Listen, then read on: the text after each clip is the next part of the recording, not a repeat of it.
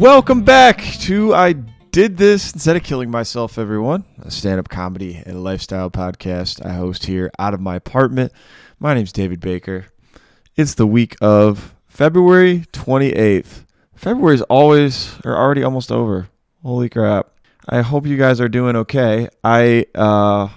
Since last week, World War III might have started to break out. So, I don't know. It seems like one thing after another keeps happening. I don't know. Could we have gotten a break? I thought COVID was about to be over, and then it's like there's like somebody in the background orchestrating this stuff. But I don't know. Hopefully you guys are having a good start to your Monday, and this, if you're listening or watching, this will be a break from that.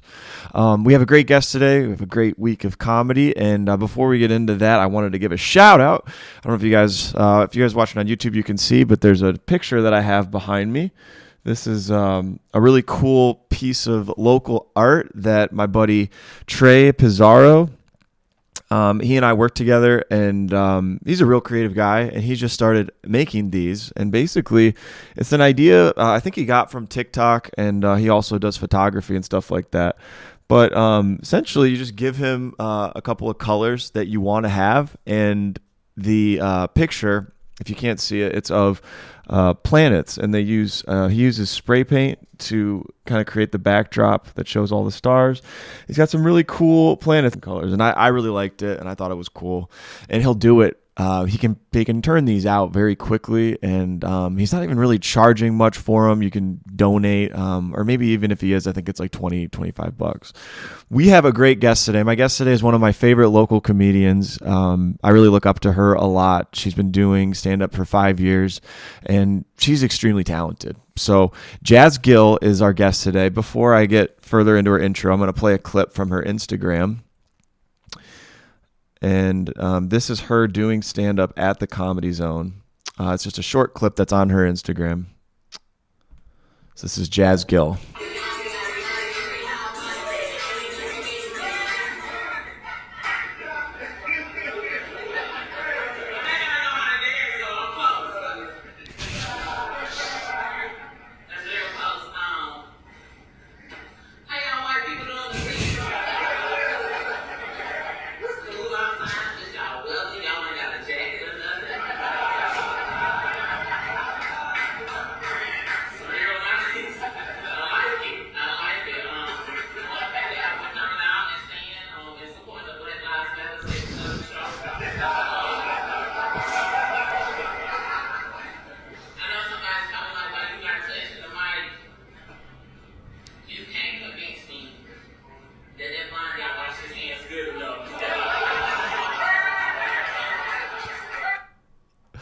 So that was Jazz, just a little intro to her set. That's just a tiny taste. And that was also from our Jokes Out Loud comedy show. That's every Thursday night at 8 o'clock at the Greenville Comedy Zone. But Jazz is great.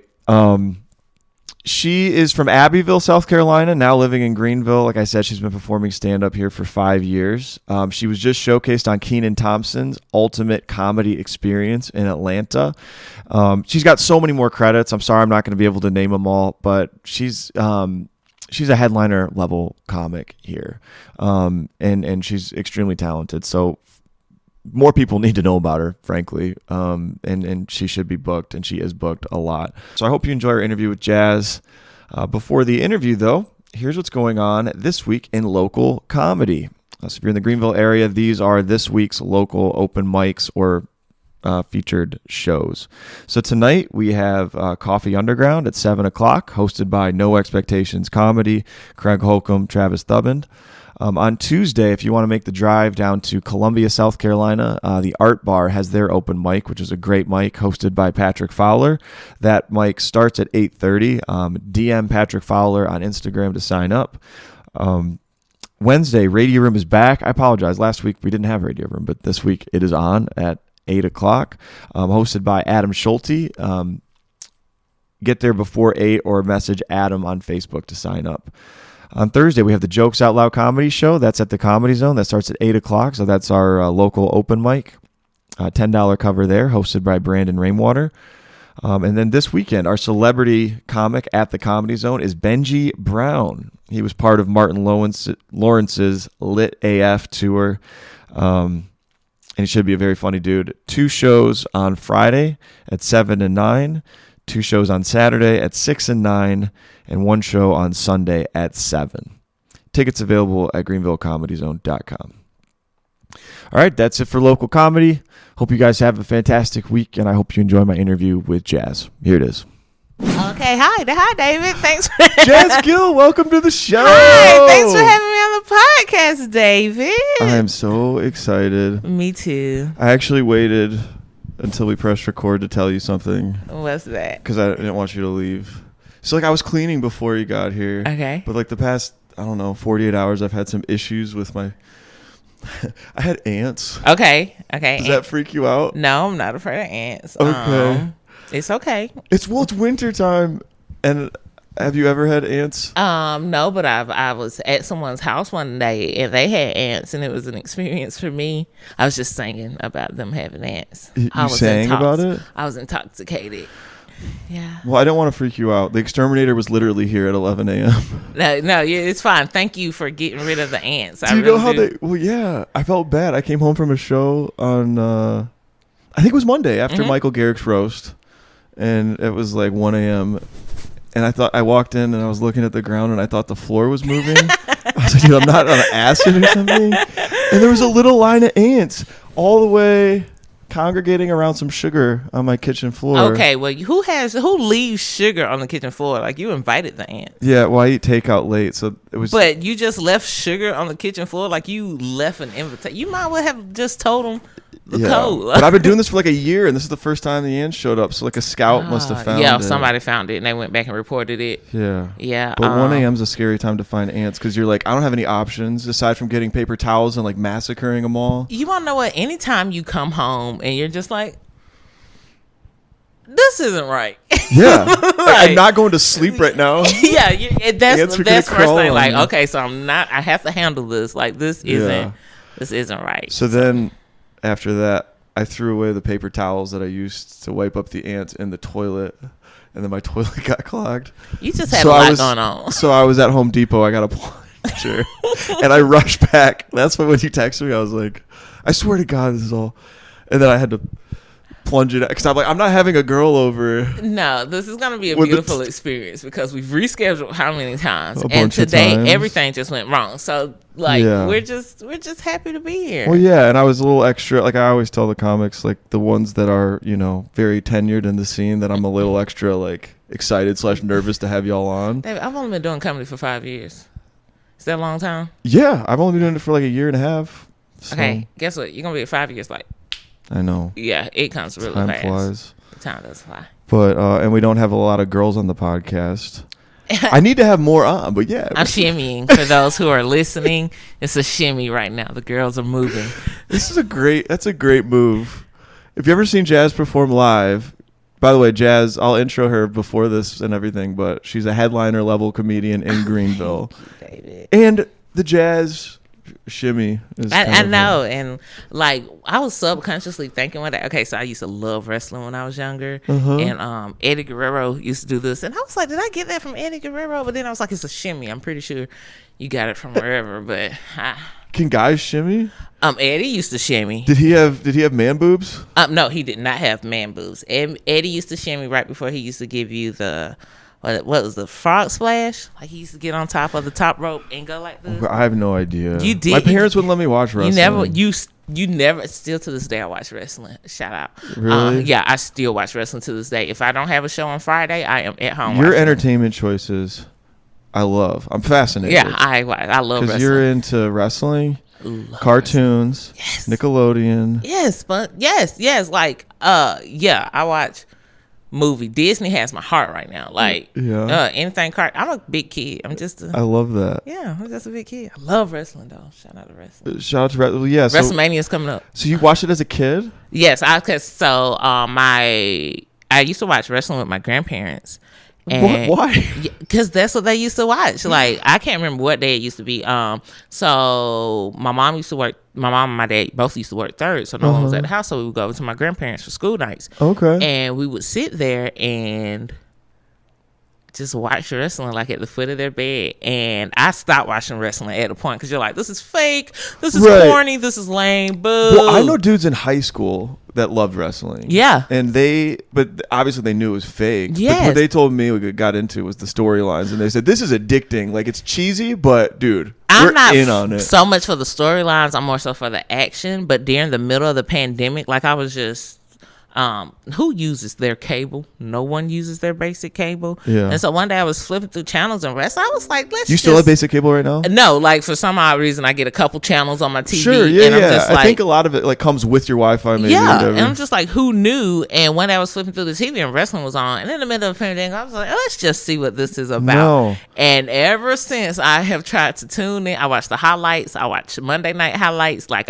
it pulled me back in. Dude, that's the pandemic. cool. Yeah, it's I fun when you wrestling. find something like obscure entertainment like that, that you haven't seen in a while. I know, right? And it's just as entertaining to me now. Like, the fights, you never know who's gonna win a match.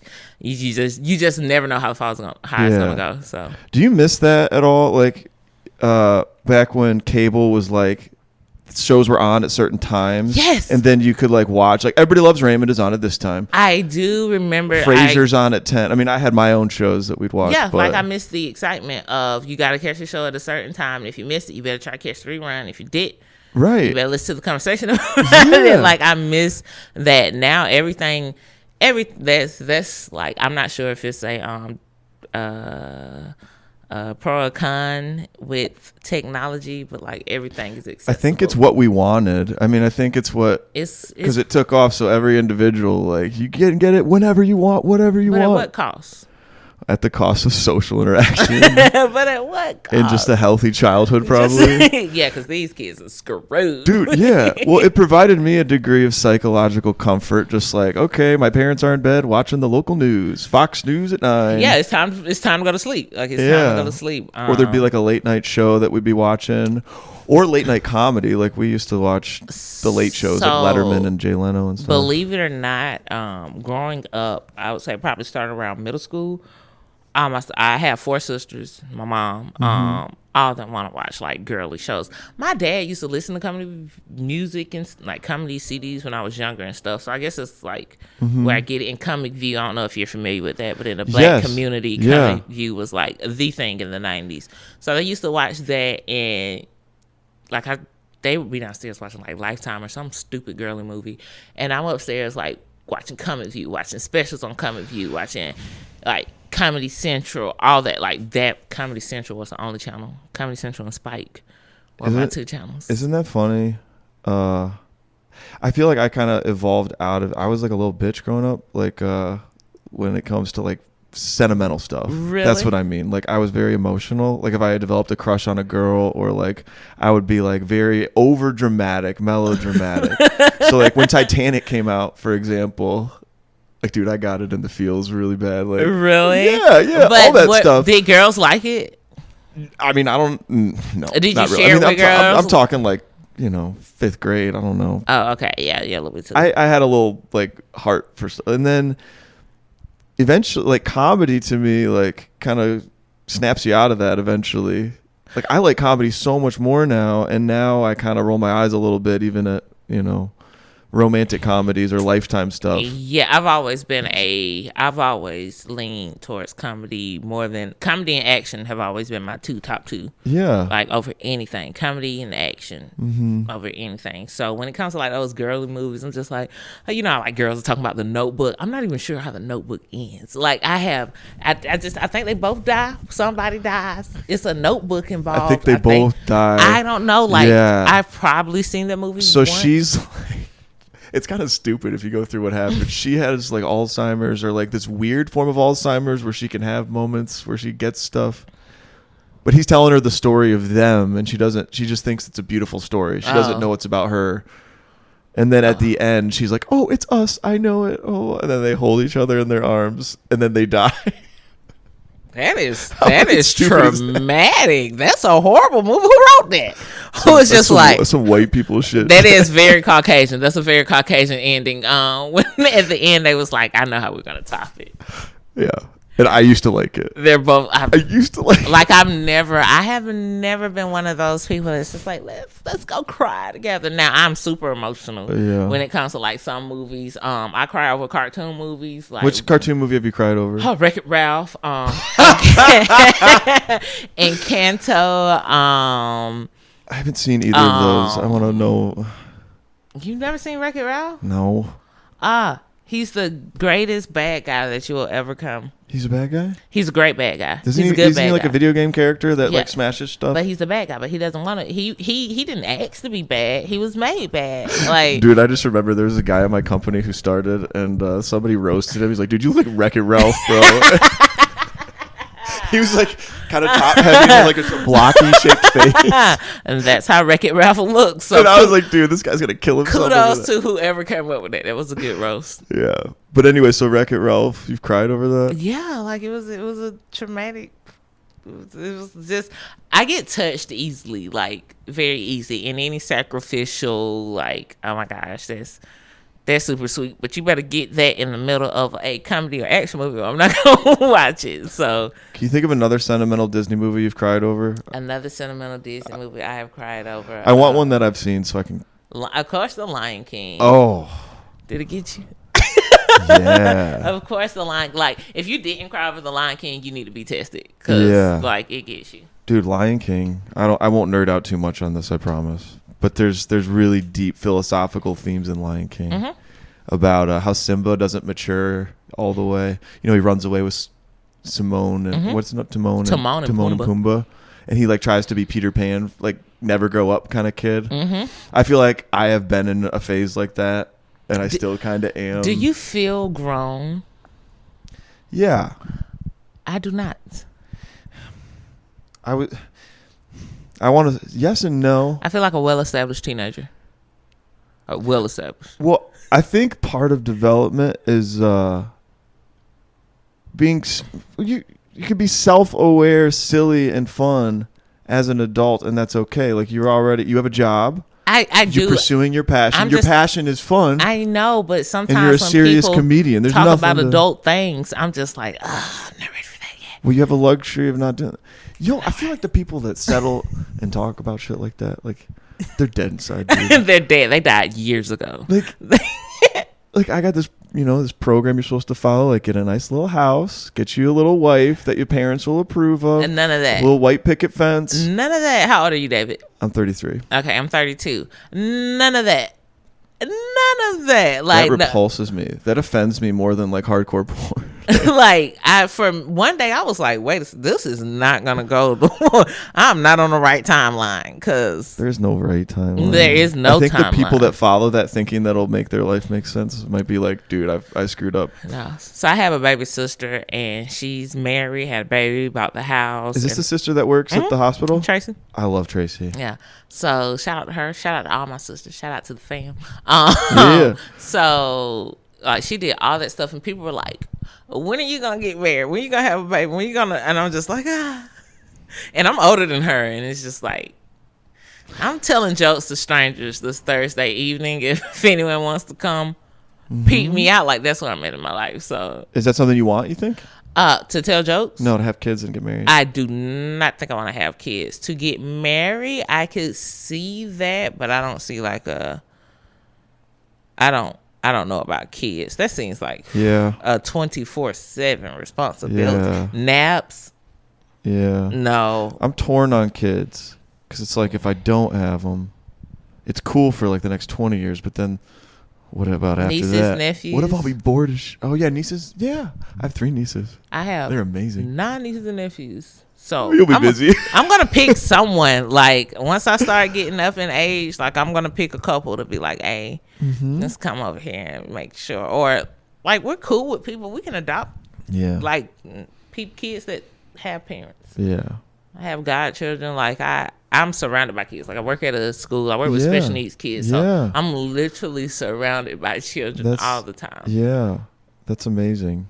So you have your bucket's full with all that stuff. Like you can. Yeah. When it comes to kids, like, and I love them. I love them, but when I go home, it's just like I don't. Yeah. And I think one of the reasons why I love kids so much is because when I go home, my house is completely quiet. Like Yeah. there's no craziness. There's no screaming. There's no me making sure someone else is well taken care of. It's just me. Yeah. And that's it. Yeah. I was gonna tell you something. Do you remember that joke I say about the girl who's a teacher, and then she said she hates the kids, and then it turns out, like, I asked what subject, and she says special ed. That's not about you. I wondered if you thought it was. No. Did you ever suspect that? I never no. Well, I thought it was an interesting girl that I met, and I kind of wanted to tell. It's a swear to God true story. No, and I actually believe like you tell the true stories about the girls you meet. I didn't. They're all true. I never. Basically, then they're exaggerated to the tail end or punchlines, but they're basically all. No, I can sense it because some of the stuff you're just like, they're not making this up. That's really that's really specific. They're not making this up. Like, oh my God. Yeah. This guy's done alone. Yeah, we got to get you. Yeah. But that was a teacher that just hated her job as a special ed teacher. Like, she just came out with it. She's like, no, it sucks. I don't like it. I was like, well, what kind of teacher are you? You can love the kids but hate the job. Yeah. You can love the kids but hate the job. And I think right now, like, especially in the last 2 years with everything that's going on, working in a school is not what a lot of people think it is. Like, it's a lot of craziness. Like, y'all see the top of the iceberg, but under it, it's a whole bunch of stuff, and you're just like, we're just trying to keep it together. You would be surprised how many people work with children.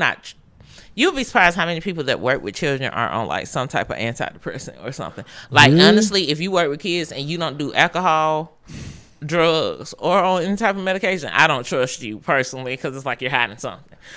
So what gets to people the most about the job, you think, that pushes them to the antidepressants and stuff?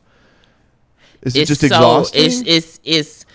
It's mentally exhausting. And it's just like you're asked to do so much, and then when you go look at your paycheck, you're like, this is not reflective of what they're asking, and it's just like, this is volunteer work at this point. Like, I'm just. Does it feel like you spin your wheels too? Like, you want to make a difference, but there's only so much you can do. It's only so much you can do. And like, we're with our kids for a certain amount of time, and you just want to see them succeed and be at their best. But with my children and the special needs field, it's like they move at a different rate. Everyone moves differently. And that's one of the things I love about the job, actually, like seeing them do stuff and meeting their goals and just like things you didn't even think. I have a student who had a whole bunch of sticks one day, and he just started making all the letters with sticks, and I was like, so cool. Like, I love when they do cool stuff like that. But then it's like, you gotta wake up every morning, you work Monday through Friday, the weekends are non-existent, you're tired. It's nonstop. It's just nonstop, and your breaks go by like this, like super fast. So and you're doing comedy on top of it. Yeah, and I do comedy on top of it. A lot of people go home and they have their own families to deal with.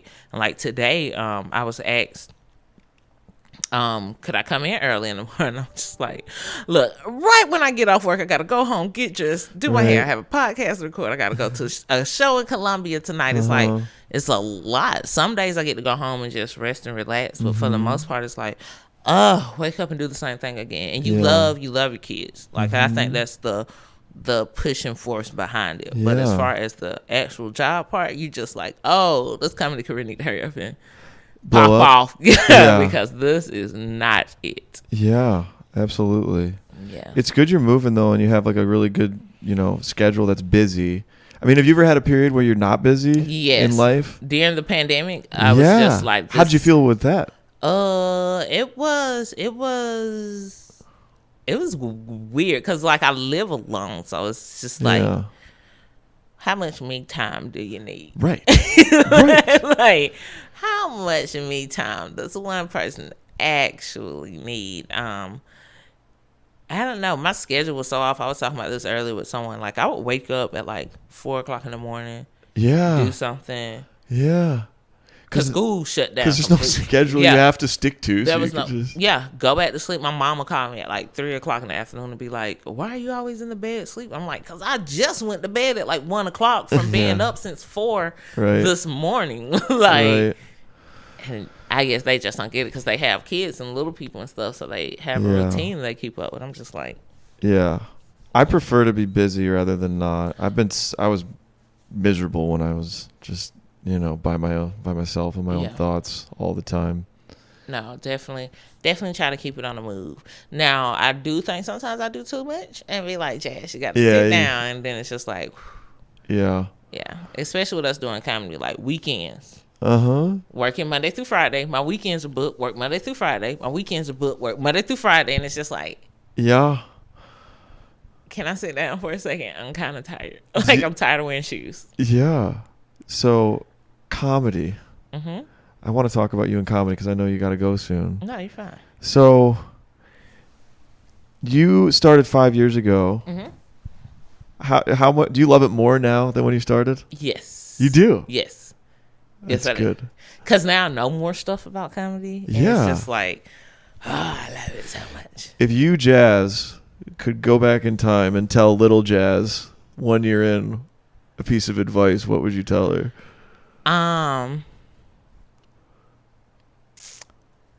Girl, just try not to be so perfect.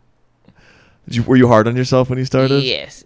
Yeah. Super hard. Yeah. Super, super hard. Like harder than anyone else could be on me. Still to this day, like there are some shows I get off stage, people are like, "Oh my gosh, you killed it." And I go in the back and I'm just like, that was a horrible, horrible performance. Like it was so bad. Like it was like 60% of what you're capable of or something. Like there have been nights. There have been nights where it's just like,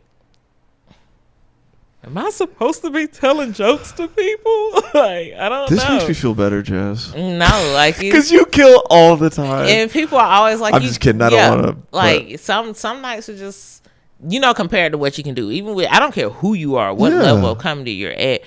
When you're on, like your A nights are your A nights. Those C and D nights, you definitely know the difference. Definitely can tell. Yeah. And you kind of feel like, I don't know. I mean, you probably started ratcheting up what your best show was over time, right?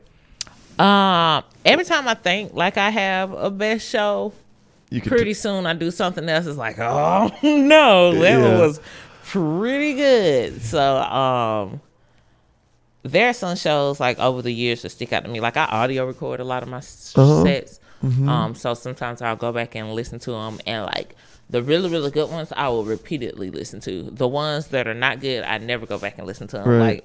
Like unless I want to go back and learn something, like where did it go wrong, or what should I have said different. That's the only time you'll hear me go back and listen to those. But other than that, I know it's good when I want to go back and listen to it.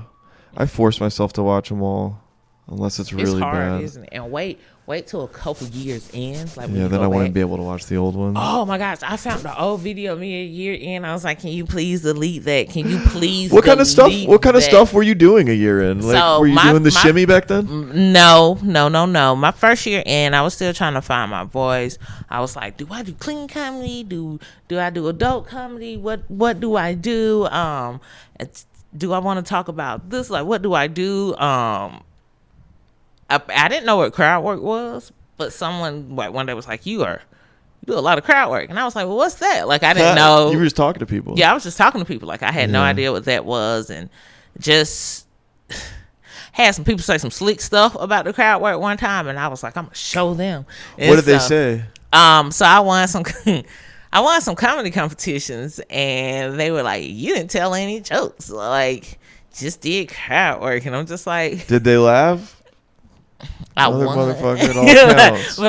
but I did go home and I was like, well, maybe I do need to write jokes. I did have a comedian tell me that was like, your crowd work is great and all, but if someone left a comedy show and they wanted to repeat a joke, what were they gonna be like? Oh man, she really got on the dude with the blue shirt. Like, it's not a joke you can take home. Versus now I feel like I have actual actual jokes Yeah. that you can take home. And when I first started doing comedy, like I had, to me, it was D-level material. But at the time, people were like, oh my gosh, it's great and stuff like that. But seeing what I am now and where I was 5 years ago is that's cool. totally different. Yeah. I wonder how you feel about this, like in terms of material, because you made a comment, I think to Scooter, I was standing there, but about D. Ray Davis was just here at the Comedy Zone, and you said he had a jousting joke. Yes. Like where he picked up the mic stand and was like doing this, and you're like, that's, I mean, to me, like what you were saying was that was real creative. It was. Like, and when was the last that's time you something heard you'll remember. When was the last time you heard a jousting joke? Never. Exactly. Like what a metaphor to pull in for whatever he was talking about. I don't even remember. I can't remember, but I know it had something to do with jousting, and that stuck out to me. Right. Versus like something real creative versus maybe me jonesing on somebody. Like, well, not you, but like anything. Like anybody could have a joke about men are like this, women are like this, and it's hilarious, and they kill it with a delivery. But like, I'm like, yeah, I've heard something like that before. No, and versus those something jokes, super. Yeah, it's that I've heard something like that territory is so easy to get into. So, what territory? Like of just doing. Just trying to get stuff that's kind of more run of the mill, but kills a lot. So you just do that kind of stuff. I would say in 2022, just people need to make sure their your work is original. I feel like right now, as comedians, people's work, no shade to anybody who does anything.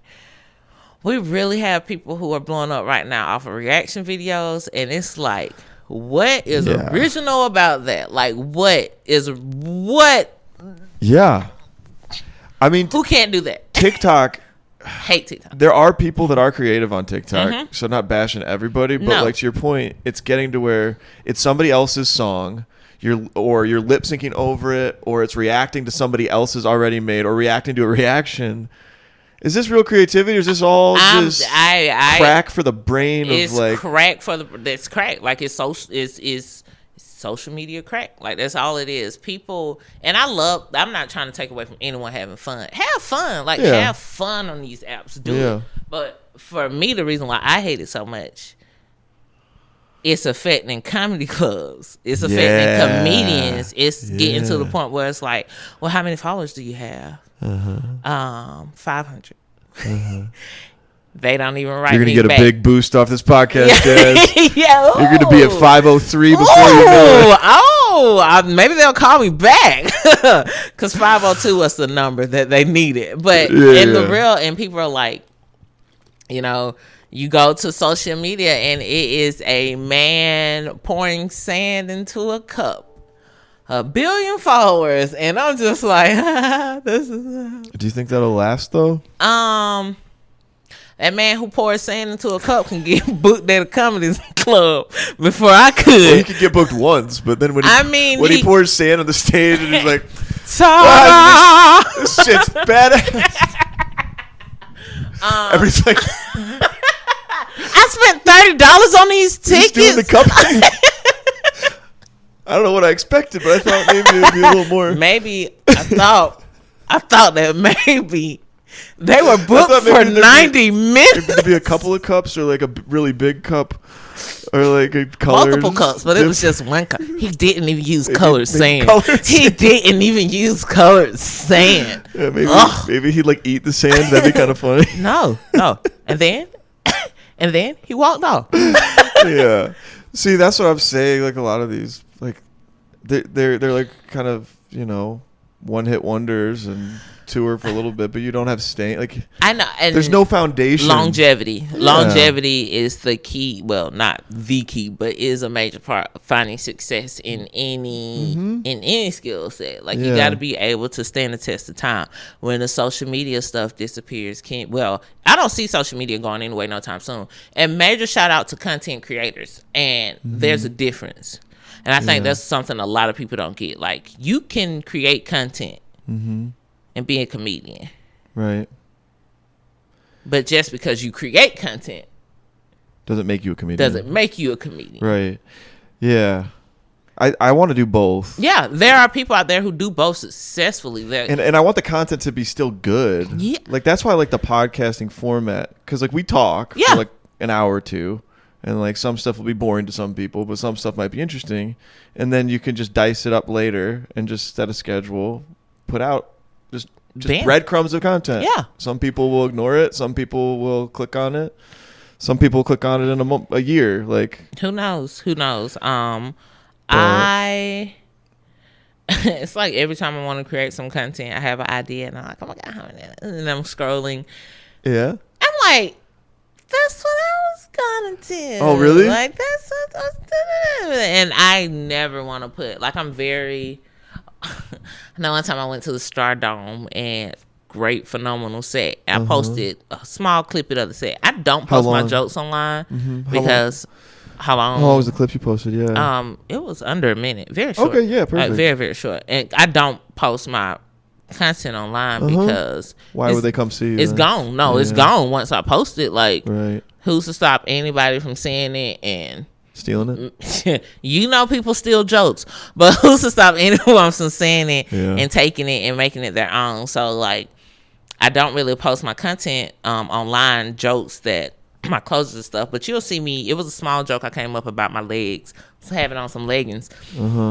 Just knew I made that joke up one day chilling with Scooter, and my sister, she went with me to the Stardome. She know I was gonna post it and everything, but then waited till it was online. She was like, yeah, I heard that joke years ago. I was like, are you freaking kidding me? And she was like, yeah. So she thought you took the idea? No, she was like, once you see me in it, like once you see me do the joke, you're just like, oh, I see where she's coming from. The show, you remember the Yo Mama?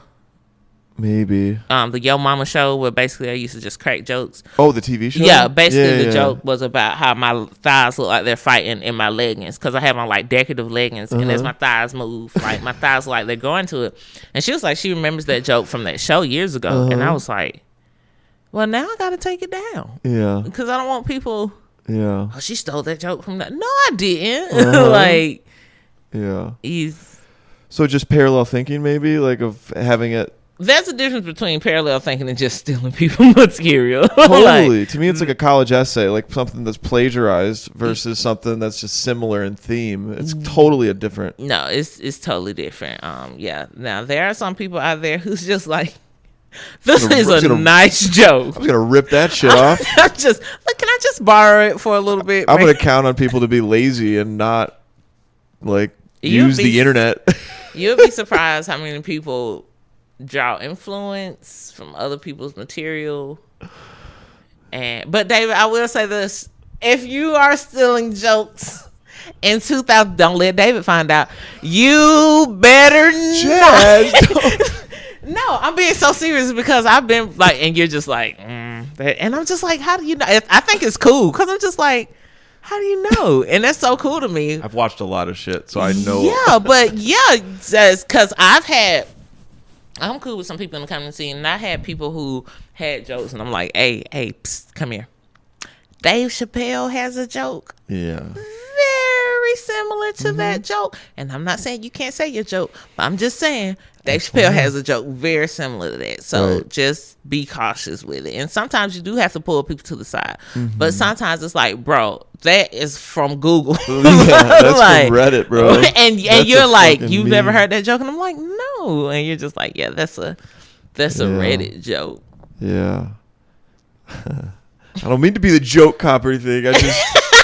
No, it's not like I think I'm so offended by it because it's like this comedy is so special. Yeah. That I think, and it's so hard. And I love all of the open micers we hang out with that are trying so hard and all the freaking pain that comes with developing a joke. That when somebody just like shitting all over it by blatantly I'm like, dude, that's not cool. And I think it's like lying to the audience. Like that's a fake experience in a way. They're still laughing, but it's like you would not think that someone's first reaction would be like, "Oh, let me go take this person's style and joke and this person's essence and flip it into my own." And it's just like, yeah. Probably should try to find your voice, and that's what I encourage any comedians out there to do. Just find your voice. Like no one's saying it's gonna come instantly. No one's saying like it's gonna be easy, but once you find your own voice, I think that's when you just find comfort and like you're in your own zone. Who's gonna stop you? Yeah. Now I do need to call myself out because something happened last night, What and I want to did? know your opinion on this. So I don't mean to be. Okay, so I went up with Chris Wilson to Asheville last night, and it was just the two of us to this mic, and Jacob Nolan, another comic. He roasts people a lot. You know, you've seen him. I mean, he says crazy shit.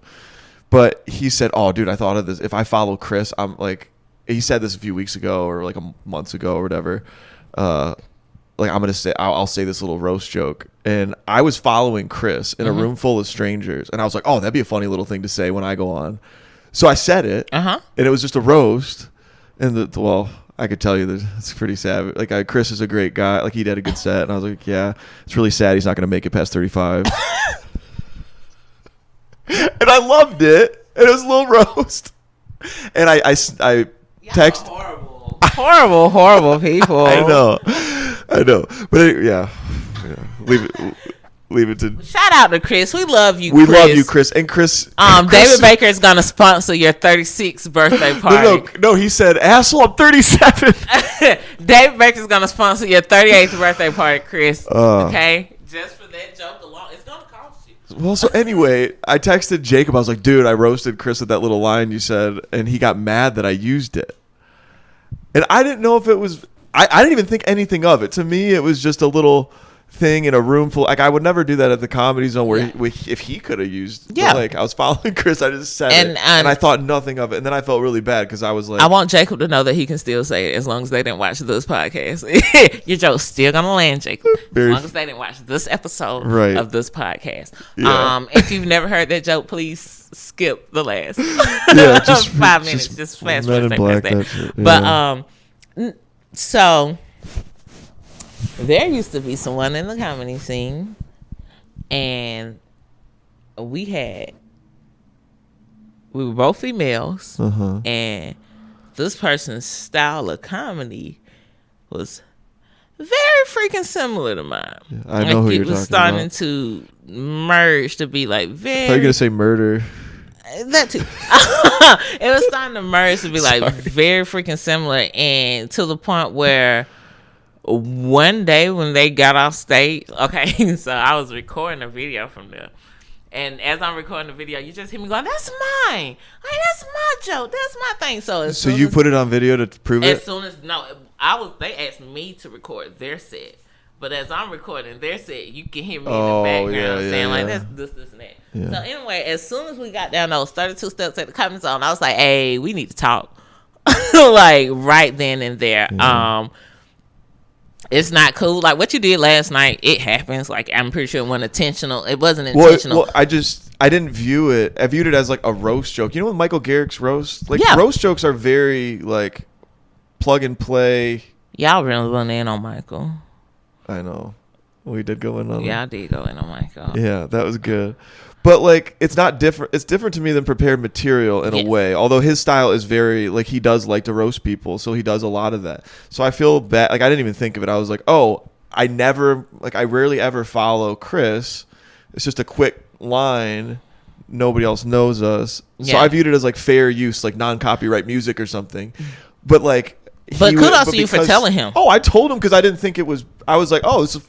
No. So I felt bad. I probably did make a mistake. I can tell you had innocent intentions because you told him. Yeah. People who were just like, I'm going to take Chris's stuff and not like, that's the major difference. Even with the girl who was taking my stuff, it's just like, chick, I see you. Like I can witness this with my eyes. If it would have got back to him and he would have heard it, it would have seemed like it was something malicious behind it. You get what I'm saying? So it's a major difference. It was just I told him immediately. I was excited. I was like, oh, that's a funny little line. Yeah, like your joke works. Yeah, I tried it out and it definitely works for you. Yeah. So I messed up. I don't mean to be like joke police. Like I don't ever mess up shit like that. But. It's something that happened, but believe it or not, David, You're appreciated. Appreciated? Yeah, you're appreciated. What do you mean? Because sometimes you need to know if people are stealing jokes before you book a show, and then that person's on the show. Like you're appreciated. That in that way. Yeah. Yeah. Well, I don't know. I just can't help myself because I really have strong beliefs about certain things. That's all good. I know. So, I can definitely tell. Yeah, that's one of my little quirks or whatever. But How you doing on time? We're good. We have like 24 more minutes. Okay. Yeah. Jazz is a very busy woman. I am. Who made you start doing comedy? What How did you get into it? Like, did you have somebody nudge you to say go do your first one? So my whole life, people have been like, "You're so funny. You should really try to do comedy." So at the age of 21, I think the Comedy House, it's like the only comedy club in Columbia, was having like open mic, and me and my sisters got up in my red PT Cruiser, and I was like, "We're going to Columbia. I'm going to do open mic." We could not find the place, and we just end up going to bars and drinking. And I put it on hold for 5 years. So that was at 21. Do you think if you would have found the place, you'd be 10 years into comedy? Oh yes, of course, of course. I wouldn't be here. I wouldn't be here talking to you. It's like the biggest regret of your life. I would not be here talking to you. you. On SNL right now. Yeah, but so, and I'm thankful for when I did start. So when I at 26, so early on I was like, I don't really feel like an adult. I started like questioning what was my purpose in life, and I used to call my mom and be like, "Mama, why am I like what am I supposed to be doing here? You had me tell me what I'm supposed to be doing here because I have like no idea." And she was like, "I don't know," and I'm just like, "It's something." I was like, "I'm here for something. Like I'm supposed to be doing something," because at the time I was working multiple jobs, and I was like, "I'm not here to work. Like I know it's not boring to just work," and I was like, "I'm supposed to be doing something." And what is it? And one day something just was like, look for some open mics. Like people always tell you you're funny and stuff. Like just see what you could do with the open mic. And so I Googled, and Coffee Underground popped up, and it was January, February, March, April, May, June, July, and first time touching the stage was July 2016, 17, something like that, and never looked back. Like, can you describe that night? So everything about it. Like, I remember everything about that night. I remember what I had on. I remember like everything about that night. My performance was not bad. Craig Holcomb came up to me. He was like, "Is this your first time?" I was like, "Yeah." He was like, "It's not your first time." I was like, "Yeah, it's my first time." Craig was hosting? Yeah, Craig was hosting. So Coffee Underground is very intimate. Like, some nights it's crowded, some nights not so much. Not everybody listening knows exactly, but so yeah. Yeah. It is a cool room. It's a very cool room. So went down there, did that, went to, and when I say I was an OG Coffee Undergrounder, when I say did it look the same at that time? No, as it looked now? The same, but I'm just talking about as far as shows went. I didn't know that getting up and not paying attention to the show was an option. So I legit would like sign up on Sunday. This is when sign up was online. You would sign up on a Sunday night, come to the show on Monday. I would sit there from the beginning of the show to the end of the show, like all the way through in That's my chair. That's nice when people do that. Just watch the whole show, the whole show. I mean, you get tired of that pretty quick with the open mic scene. And now, too quickly, I went to a show that my friends were just performing at. I wasn't. And it's very hard for me to sit down during the comedy show. Like, very hard for me to just watch. Because normally it's like, we're getting ready. We're back there hyping ourselves up. We're going to get drinks. Like, we're just walking, trying to get in our zone. So it's like, oh, I just sit here? Okay. Yeah. So that first one, you watched it all the way? I watched it all the way through. It was my home. I can't remember who was performing. Yes, I do. It was at Tetrad. So it was Laura Cannell, Brandon, I think JD, some other people on the show. And it was just like, I'm not on the show. Okay. Well, we just, okay. All right. Even when I go to Comedy Zone, like, if I'm not on the show, I end up doing something. Like, so it's always something to do. So it's rare to actually just sit and watch a comedy show. So how did it feel your first time? My first time, I was like, okay, I'm definitely coming back. I'm coming back for more of this. It was a good feeling. Like, it was a good feeling. It felt right. Like, it just felt like, I think I'm supposed to be doing this. Yeah. Like, this doesn't feel wrong. Like, so it just felt, it felt right. Second time, it felt even more better. When I first started, I was just like a clean comic, just still trying to just. What kind of things were you saying? I was talking about just basic life stuff, work, jobs, like just a whole bunch of basic stuff. Crowd work, getting into that. Like, crowd work has always been something that I did. Yeah, it was just a lot of basic stuff. And then I remember my first time ever cussing on stage. And I was like, my parents are what cuss word did you use? My did you parents drop are gonna be so disappointed in me. Because black people don't cuss in front of their parents. I'm not sure if you're familiar with that. I didn't know that. Really? You have some people who like have that relationship with their parents, but for the most part, I would say like 80% of the black population does not cuss. Actually, I think I have heard, like when I see black comedians at Comedy Zone, they'll talk about how white kids are so rude to their parents and say like, how do they get away with that? Oh. Like, and I think that was the cussing thing. Like we don't do that. Like, right. And still to this day, it's just a respect thing. Like there's a healthy fear and respect of the parent. Yeah, it's just a respect thing. At the end of the day, Yeah. my parents aren't my friends. Like I cuss around my friends and stuff, but when it comes to my parents, like if my parents are at my show, I'm gonna perform clean. I'm still gonna be funny. I'm still gonna be just as entertaining. Yeah. But my jokes, I'm not finna talk about sexual activities and my mom and dad. Like I have a sex joke that's so great and I love it so much, and my mama never hear it, and she's the star of the whole joke. Like she will never hear this joke, but it's hilarious to me. Like, have you performed in front of your parents before? Yeah, I performed How in front of long my into parents. comedy before you performed in front of them? So my family has always been super supportive. One night when I first started, I was probably a couple months in. The whole back part of the Comedy Zone, like I had people there, like all those tables in the back filled, co-workers, family.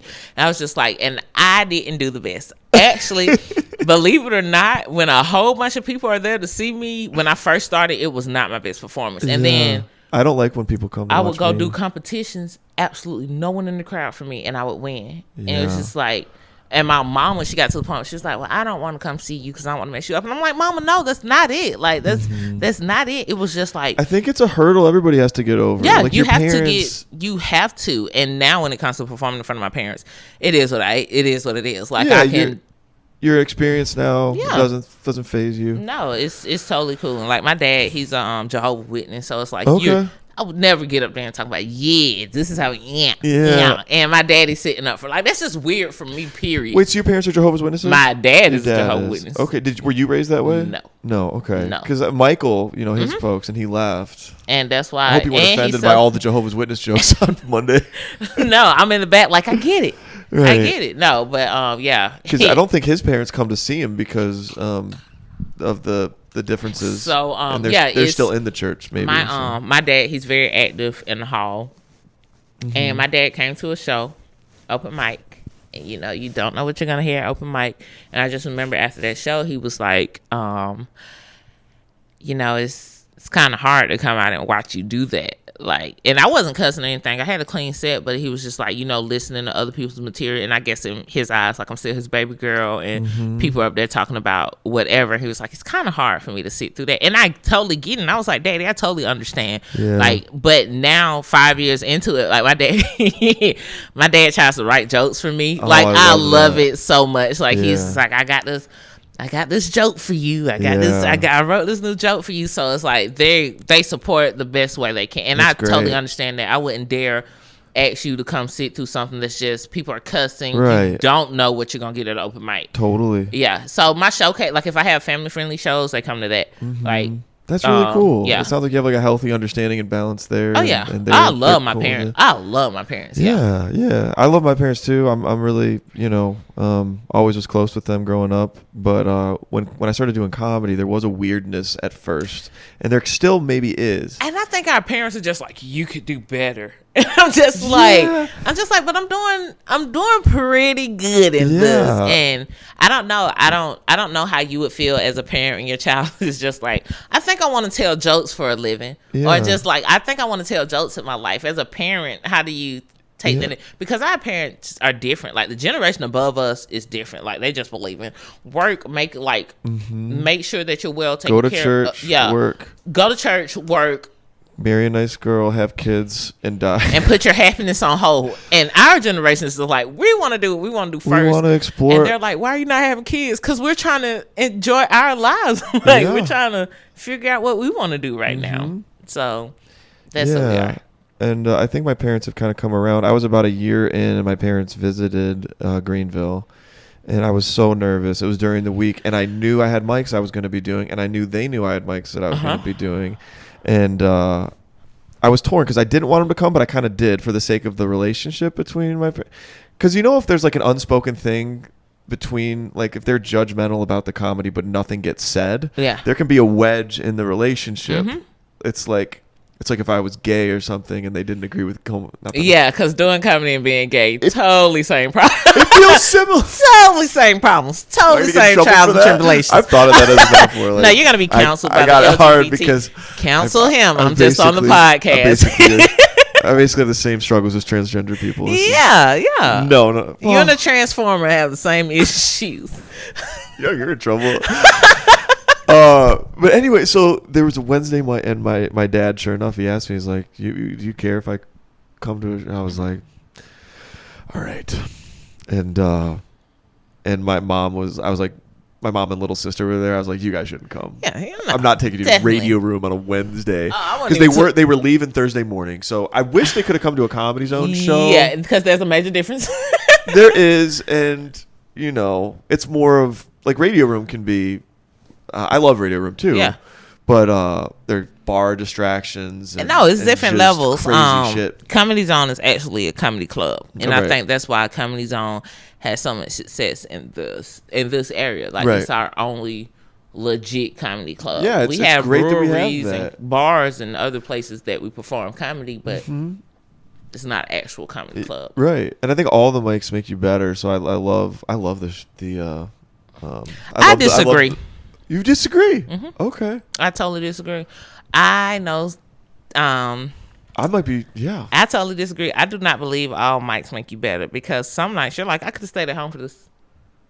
Some nights you're like, now, is there a lesson to be learned? Yeah. But if you're going to the same ratchet mic and no one's really there to like improve your comedy or give you any type of tips, or if there are no bookers there, if there's no audience there, like, what's the point? I don't feel like all rooms. It's nice to go chill with your people if that's what you want, but I don't feel like all rooms are. Yeah, well, I feel like if you're only doing those shitty rooms, you're not going to get any better. No. So like I guess I view it as like, give me a weird situation I haven't seen yet, and I want to have fun with it. That's how I interpret it. But I also have to be going to real rooms with real audiences to know I'm not like off on a tangent and not like I'm crazy, because you need real feedback from a Comedy Zone audience. By the way, the mic I went to last night was amazing. You go up to Asheville? I used to go to Asheville when I first started. What was the name of the mic? Disclaimer mic at the Asheville Music Hall right downtown. The Muse? Carrie. Oh gosh, I'm gonna butcher I'm not this. familiar with it. So it was amazing. Like the stage was great. There was like 30 or 40 people there just to see comedy. Now, and I was like, oh my gosh. That's one great thing about comedy. If you have a room, I don't care how many people in it. If you have a room and those people want comedy and are there for comedy, there's no topping that. No. There's no topping that. No. No. So I love those mics. And yeah, I guess I'm just a junkie with. I mean, there have been some rough night at Habibas, don't get me wrong. But ooh, hibbity-bibbities. That's what I call it. Hibbity-bibbity. Hibbity-bibbities. Yeah, so the one night I came to Habibas, I had my wisdom teeth were acting up. Really? And I had like an infection in my wisdom tooth, and I didn't know. And I'm just sitting back, and that led to a migraine. So I'm just sitting back there, and my head is going ba-boom, ba-boom. And I'm just like, I really want to go home, but I came out here to support this room. And Dante was like, you're up next. I was like, okay. I just remember like being on stage and just like fight through it. As soon as I got off, I was like, I hate to leave. Yeah. But I really got to go. Well, I feel it's kind of funny to me. I think I agree with your perspective. Because to me, the shitty mics, you have to do crowd work to survive in those mics. If you do material, you're gonna die up there because you got to get their attention first. You're gonna question yourself. So, because you're so great at crowd work, like you'll do fine in those. This is a waste of time. Like, why am I? Crowd work, to me, I know a lot of people look down on crowd work. Crowd work to me is another. Do they? A lot of people do. What do they down say? On crowd work. Oh, it's not It's actual like it's jokes. easy, It's not jokes. And those are people I believe can't do crowd work. Right, exactly. But yeah, they're like, it's not actual. Now, am I saying if you have 20 minutes, if someone's booking you for a 20-minute show to go up there and do 20 minutes of crowd work? Definitely not. It's a nice balance in between. I have crowd work that leads up to my jokes. Sure. And the more jokes you have, the more more lead-ins you have. My crowd work basically leads into my jokes. One time Michael Coyer came into town, came to the open mic, Thursday, he saw me perform, and he was like, "Yeah, you were funny, but what were your jokes?" And Really? I went home. And I was just like, This must have been years ago. no, this was just last year, but What? it was He said only that last yeah, year? it was only 5 minutes. So he was like, "I'm gonna have you back." I came up and I opened for him that Friday, and when I say I ate that stage up because I was like, I'm finna show this man that I'm not only a Well, you crowd did well, worker. you said? When Yeah. black people say I ate something up, that means they destroyed it. For all the white people out there, Because I thought you ate shit. no, Like, I ate it. I ate it up. Like you gotta look Like at I'll how I say I eat a dick or I eat a no, eat I ate I did what needed to be done. I ate Yeah. that crowd up. Like it was Yeah. a fantastic set. He got to see my jokes. He got to see how my crowd work led into my jokes. Like Right. he was able to see it. So Yeah. if the longer time you have, the more you get to do. Like Yeah. those 5 minutes and So open mic fly what by. advice would you give to somebody? Because like I'd say I'm a little bit different. Like I lean. You playing footsie? No, with me? I didn't know. I thought I was hitting the playing- couch, and then I was like, "That's Yeah. a foot." I was like, Baby, okay, we Jazz, can't- you want- these are brand new shoes. Like never worn them before. So For those you know. listening, Jazz is playing footsie with Yeah. my ankle. By We're gonna accident. get it in with our feet. If anyone wants to tune in to David's podcast and listen to us play footsie, this is for the ASMR people. Oh my We're god! gonna rub our feet together and it's gonna sound like Just imagine it. yeah. Just imagine. Oh my god, I think those are the weirdest people. Can you People make who a sound with the mic if you rub it? I don't know, David. Maybe I should. You don't know. You know the last guest who was touching it. I'm talking real softly into the mic right now. Father ASMR. Jazz would be honest. I don't know if it's picking any of that up. I'm just watching the sound waves. It's weird. What was I gonna say? I don't know, David. It wasn't. It was. I was gonna say. I was gonna ask you advice. I'm the opposite. Crowd work is not something I'm comfortable with. I'm more of a material person first, and then if crowd work happens, like I'm starting to get a little more confident and being able to roll with whatever. Everybody is completely different. When I first started doing comedy, still to this day, I don't have a set. Ever? You I never go don't. I off don't the have a set. When I go on stage, I'm not really sure what I'm gonna say. Like I don't know. Majority of the time, I know what my opener is gonna be. I feel like you're insane. I'm so That's serious. crazy. But for me, people who know what they're gonna say when they get up there and just bam, bam, bam. That's nuts to me that people can go up there and do that. Every time I have tried to go up there, I'm like, I'm gonna talk about A, I'm gonna talk about B, I'm gonna talk about C. I get up there, C comes out first, and I'm like, how do I tie that back to A? Oh, I did this wrong. I messed myself up. Right. I completely messed myself up. When I go up there and just freestyle off the top of my head, that's where I feel like I'm in my comfort zone. So everybody is going to be different, even when it comes to crowd work. Where I excel at crowd work, another person is going to excel at in writing. Somebody else is going to excel at in joke delivery. Like there's so many aspects when it comes to comedy. So many aspects. And I think a lot of people just think, oh, you got to be funny. Being funny is the main point. Shout out to anybody.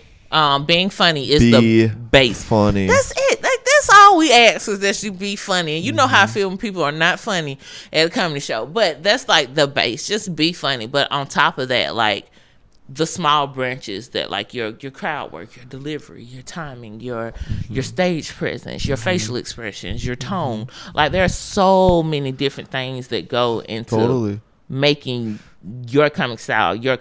So my only piece of advice for you could be step outside your comfort level. Because you're never going to find greatness inside your comfort level. Yeah, that's a good. So step outside your comfort level, but don't try to overdo it. Don't be like, I'm throwing all my jokes away and y'all finna get crowd work for the next 3 shows. Yeah. That's not why we got that's not what we want. Find a way to intertwine it and slowly build it up. Every performance, slowly add to it. Just find out, start with maybe one piece of crowd work, build on from that. Never stretch out your crowd work. Expand it. Now, when you do crowd work, you're just kind of scanning the audience, taking in where you're at. Yep. And then you kind of see something, and you're like, you ever make it to a show super early? And look at the people coming in, and it's something that catches your eye. D. Ray Davis had a joke about the guy. What's his opener? Ray Lapowski had the joke about the guy wearing shades inside. Simple crowd work, but it's just a basic observation. Crowd works basic observation. It's just like something you see. how can I make this funny for everybody? Yeah. There's a difference between crowd work and picking on people. Yeah. Like, just how can I make it entertaining? So yeah. I think the fear of crowd work for me is just you don't know if it's gonna work. Whereas material, if you test it before, you feel like, okay, it's gonna work. But sometimes does your material not work? It can, because it's not, in the moment enough, maybe, or the delivery is not natural enough. It seems like you're rehearsing more So than. anytime we get on stage, we're taking a chance. No, you're right. Yeah, absolutely. Anytime we get on and that's stage, we're taking you a start chance. bombing if you become too rehearsed. So Yeah. but no, I mean I have a a hunch that like all these things you're saying, they like totally, I get it. Like I just need to not be a pussy. No, that's the Lord using me to reach to teach you, to educate you. Comedy's my religion. It's a great community to be a part of. Yes, ma'am. It's cool. Like, comedy is something that you just can't explain. Like, I'm happy I found comedy. Yeah. I'm very, very happy I found comedy. I wouldn't be happy doing anything else. Well, we know you would have killed yourself. Yes. You would have killed yourself if you didn't. That's a very, very.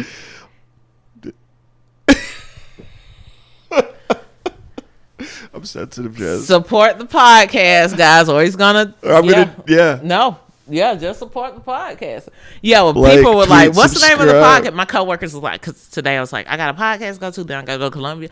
My coworkers was like, what's the name of the podcast? I was like, I did this instead of killing myself podcast. And I was like, I hope I don't want to kill myself when I leave there. And they was like, that's the name of it. I was like, yeah, type it in Google. It should pop. Right after the suicide hotline, it's the second. Yeah, it should pop right up. Suicide hotline prevention ad. Suicide hotline prevention ad. My stupid ass face. Yeah.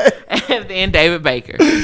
Like, I'll be here. Yeah. So I actually did this instead of taking a nap. That'll be the name of my podcast. Are you an afternoon napper? I'm an anytime napper. I'm a loyal napper. I have to. I love napping. The only people who are against napping are the people who can't. Yeah, I think it's good too. I think it makes you smarter. Because it arranges your thoughts. I love napping. It's just like I have a good joke ideas when I nap sometimes. I'll be like asleep for 10 minutes. I'm like, oh yeah. And I'll get up and write it down. That's your autism, David. That was just your autism kicking in. Okay. Yeah, probably just my autism. Yeah.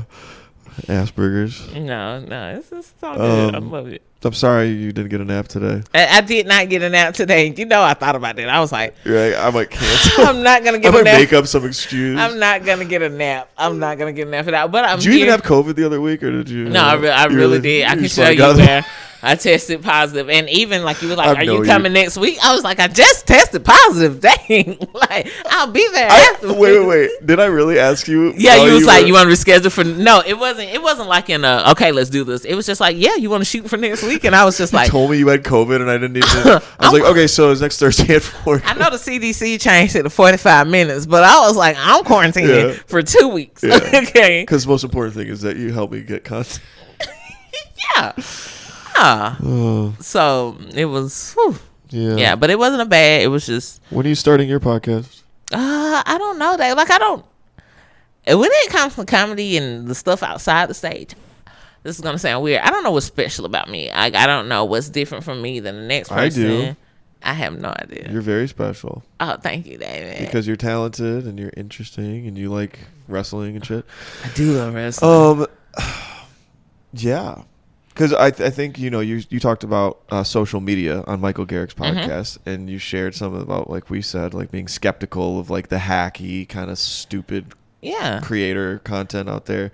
I think the internet needs more like good content, and you would bring that for sure. I need to be the light. Yeah, dude. I need to be the light in the social media darkness. You need to be the missionary. Yeah.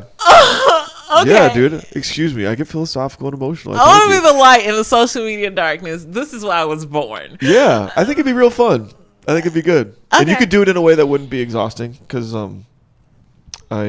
whatever you do, you kind of have to be committed to do it for eternity and never stop. Because shit's not going to catch on overnight. I don't even want shit to go viral, really. Like, it would be cool, but like they want to stick around for like the real conversations. And like, what about when we do go viral, David? Well, when we do go viral, it's gonna be great because we've already put in like a few years of work ahead of time. Put in the work. That's the thing. Like, I think so many people want microwave success, and it's like I don't. I'd be embarrassed because too many people see me before I'm ready to. Not I'm only done cooking yet. not on that. Like, is your foundation sturdy? You don't. Right. You want a sturdy foundation, and so many people are like building their foundation on Rubbermaid bins. It's just like when everything crashes in, it's like you can't put concrete on top of Rubbermaid bins. Yeah. So there's no shortcuts in life. All those lessons are all true. You got to work on anything, at a career, at a artistic endeavor. But yeah, you're all the comics, especially the ones that are like, because if you started putting out stuff, like it's just gonna lead them to your shows. Like your shows are already phenomenal. It's just you deserve a bigger audience. So like you need.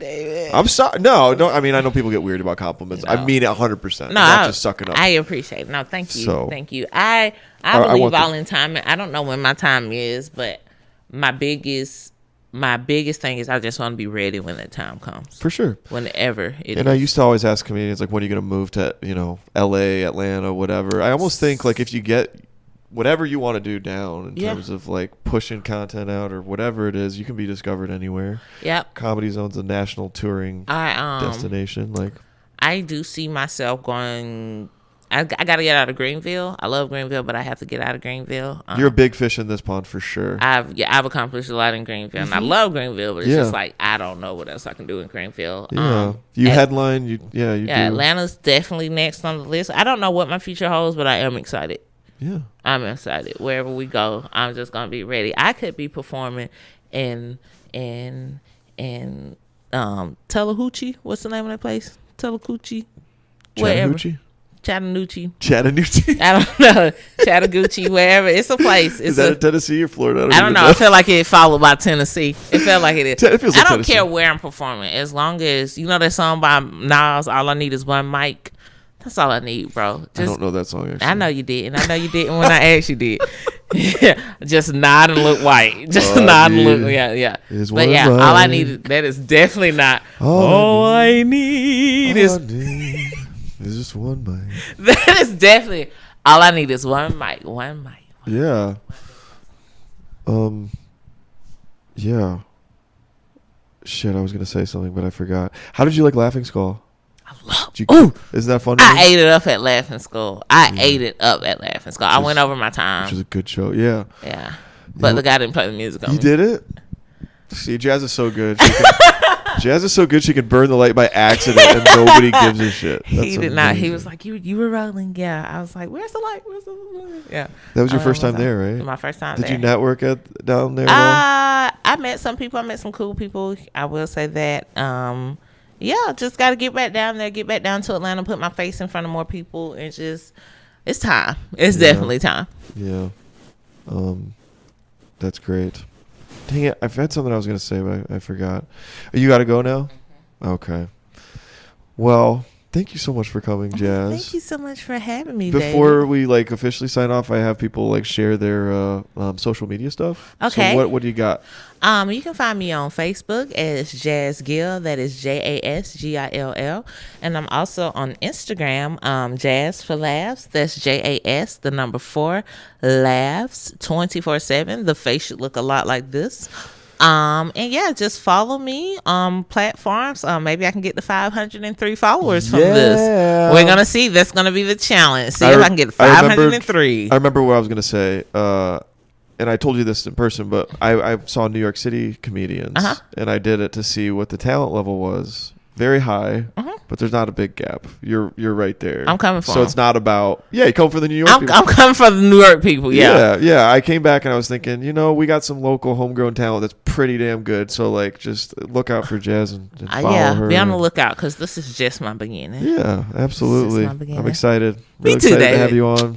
Thanks, because I did this instead of taking a nap. That's going to be the name of my podcast. I did this instead of taking a nap. I did this instead of taking a nap. That's a good one. I did this instead of taking. Now you hear me. It's a little close to mine. So but I'm telling you about it. I'm telling you about it. So you can't. Innocent. Yeah, it's innocent. I'm telling you about it. So we're good. Now, if I would have did it behind your back, then could have had a problem. Right. Yeah.